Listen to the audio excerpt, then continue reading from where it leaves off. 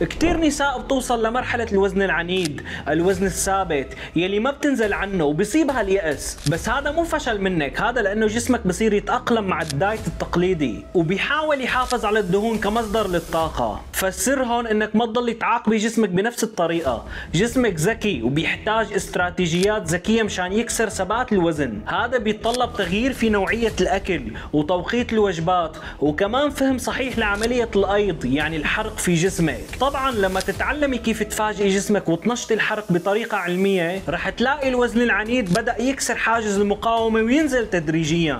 لهيك صار الوقت تكسري حاجز الوزن العنيد وتوصلي للرشاقة يلي بتحلمي فيها.